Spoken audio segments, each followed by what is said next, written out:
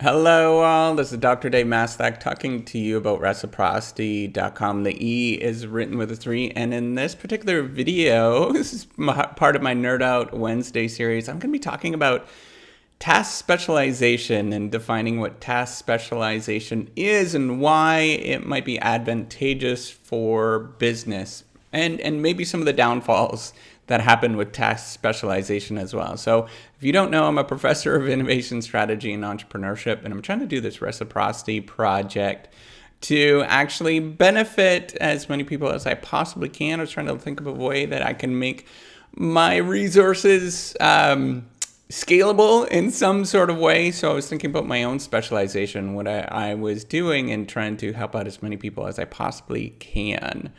So what is task specialization?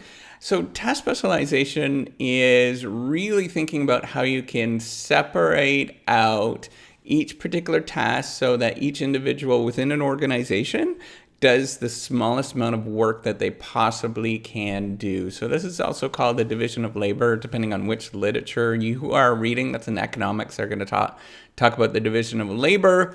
And in fact is sort of fundamental to economics because it goes back all the way to Adam Smith, where they're talking about the manufacturing of pins of all things long time ago, back in the 1700s when he first started talking about economics. If you don't know, Adam Smith is actually the father of economics, or some people might think that or say that. So why do you actually want task specialization in an organization? What you're trying to do and what organizations try to do.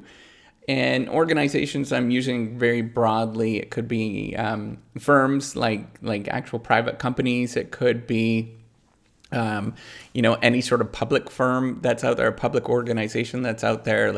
I don't know, what am I thinking of?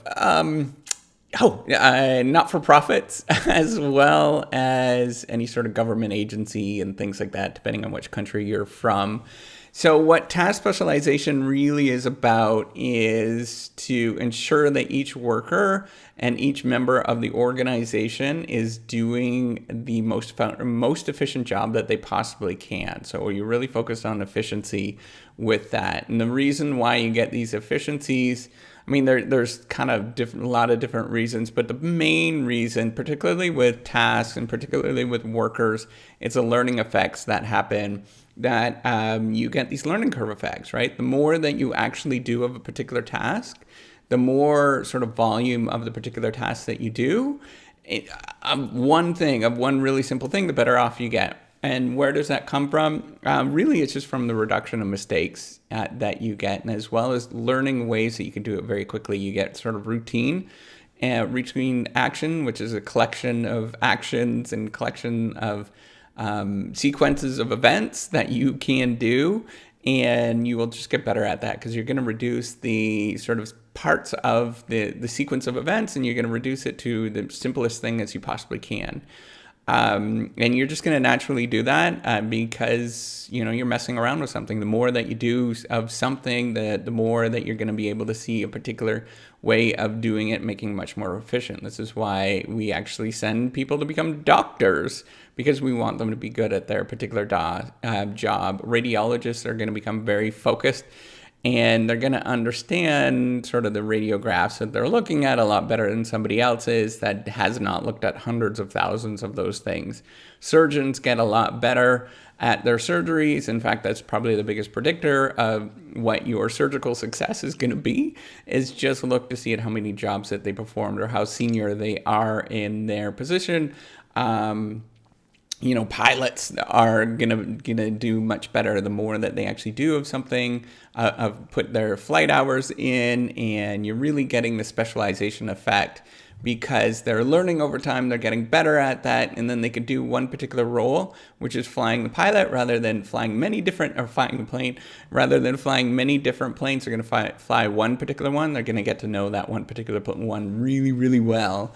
Right. So what are the advantages? The biggest things, it allows the workers to gain the learning curve effects, and is really just a reduction of mistakes and thinking about how they can actually reduce the mistakes much more quickly and easily. That allows them to actually just do their job and do it really, really effectively. It also allows the organization to have a predictable workflow, because you know exactly what each individual person is doing. It becomes a little bit easier. Now, again, as the organization gets a lot more complicated and complex and in different changing environments, it gets a little bit messy, and is less clear with what they're doing. But, that's a topic for another Nerd Out Wednesday, where I get deep into the weeds with this kind of stuff.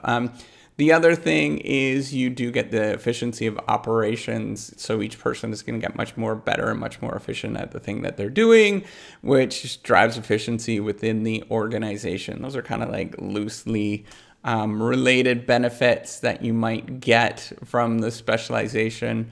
The other thing, so you might actually get some disadvantages, and there's significant disadvantages that you actually get from specialization. We've been talking about this for years in organizational theory. One of them might be getting the sort of silo effect or groupthink effect, where each individual group that's focused on one particular thing is going to be talking to that one particular group, and you're going to get this in-group, out-group effect.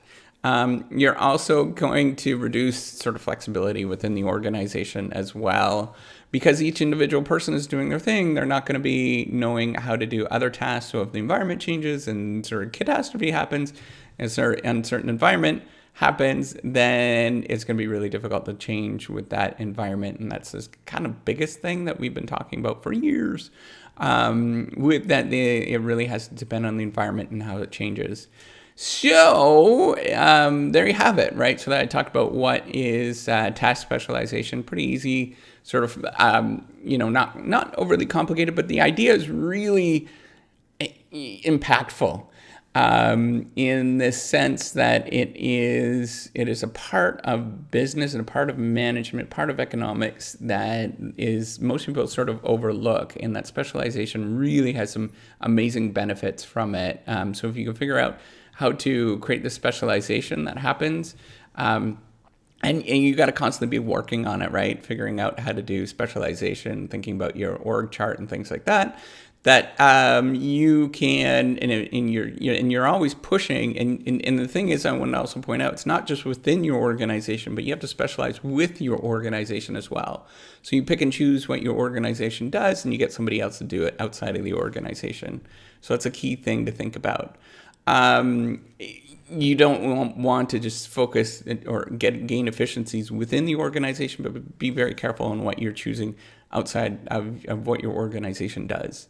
So there you have it, right? Task specialization is really just thinking about the particular task that the individual person can do, and just have them do the one or a couple of simple tasks, as many or as few as they possibly can. The more that happens, the better off the more efficient they're going to get at that particular task, because they can, they're going to learn, they're going to get really smart, and people are extremely smart. Don't underestimate their abilities to learn to get better.